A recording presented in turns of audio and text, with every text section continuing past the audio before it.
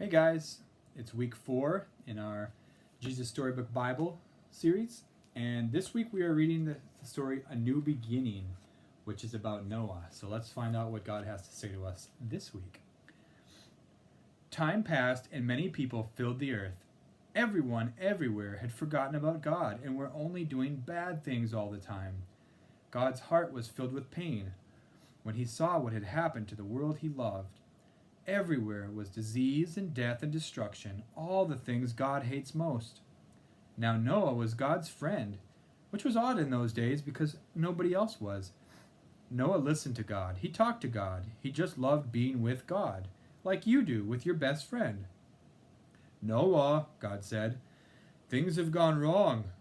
People have filled my world with hate instead of love. They are destroying themselves and each other and my world. I must stop them. First, we'll build an ark. Do you know how to build an ark? Well, neither did Noah. Luckily, God knew, and he would show him. A storm is coming, God told Noah, but I will rescue you. I promise. I'll send the animals to you, ones that creep and crawl and slither and slime and gallop and hop and bound and climb. Don't forget to pack everyone's food. The storm was going to wash away all the hate and sadness and everything that had gone wrong, and make the world clean again. God had thought up a way to keep Noah safe, but Noah would have to trust God and do exactly what God told him. So Noah built an ark.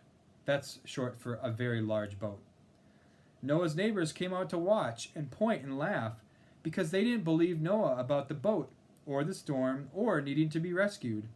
And Noah must have looked rather silly. His boat was in the desert, and the desert was nowhere near the sea, and there wasn't even a cloud in the sky. Why would anyone need an umbrella, let alone a boat? But Noah didn't mind so much what other people thought. He minded what God thought. So he just did what God told him to do. When the ark was ready, God said, "All aboard!" And Noah's family and all the animals climbed inside, and then God shut the door. And it started raining for minutes, that joined up into hours, that joined up into days, that joined up into weeks and weeks. And the rain joined up into puddles, that joined up into rivers, that joined up into lakes, that joined up into a flood that covered the whole world. Their boat that had once seemed so big suddenly seemed very small. But in the middle of the huge storm, in the crashing waves, in all the thunder and lightning, through it all, God was with them. And God kept them safe for 40 long days and 40 long nights. Finally, the rain stopped, the sun came out, and Noah threw open all the windows. "Hooray!" everyone shouted. Noah sent his dove out to explore, and it wasn't long before she brought him back a fresh olive leaf. Everyone knew exactly what that meant. She found a tree and land. The water was going down. At last, the boat landed quite suddenly on the top of a great mountain. As soon as it was safe, God said, "Out you come." And so they did, everyone skipping and dancing onto the dry land. The first thing Noah did was to thank God for rescuing them, just as he had promised. And the first thing God did was make another promise: "I won't ever destroy the world again." And like a warrior who puts away his bow and arrow at the end of a great battle, God said, "See, I have hung my bow in the clouds." And there in the clouds, just where the storm meets the sun, was a beautiful bow made of light. It was a rainbow. It was a new beginning in God's world. It wasn't long before everything went wrong again, though, but God wasn't surprised. He knew this would happen. That's why, before the beginning of time, he had another plan, a better plan. A plan not to destroy the world, but to rescue it. A plan to one day send his own son, the rescuer. So here's the questions. The question for today is, so Noah ignored all the times that people were making fun of him, and he didn't care what people said about him. He was choosing to follow God. Has there ever been a time in your life where it was really hard to do something that God wanted you to do, and you did it anyway, or maybe you didn't do it and you wished you did? And then was there another time when people made fun of you for doing what God asks, or for doing the right thing in a situation? And what happened?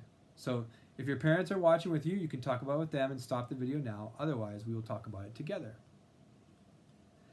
So I remember one time when I was in school, when I was little, and there was a kid at school that he kind of talked funny. And because he talked funny, all the other kids made fun of him, and he didn't have many friends. But he was my friend. And one day, I was sitting with some kids, and my friend came and sat down with us. His name is Jeff, the one who can't talk very well. Jeff came and sat down with us, and as soon as he sat down, everybody wanted to get up and move to a different table where another kid was sitting, to not sit with him. And then when I came and joined them, they were already all leaving him out of their group. And I just felt like God telling me that I should go sit with Jeff. I shouldn't do what they want. Even if they make fun of me for it, I should go sit with Jeff, because that was the right thing to do. And I did, and Jeff was very happy because of that. And we became really good friends after that. And so I think it's important that, like to try to do the right thing. Like what's right or wrong doesn't matter so much of what other people think. It matters more what God thinks and what God says is right and what God says is wrong. And so it's really important that we learn what God's word, so that we know what God is like and the things that he wants us to do, and then to do those things with our lives. So that's one thing that's really cool about Noah's story, is that he was doing something crazy, but because that's what God wanted, that's what he did.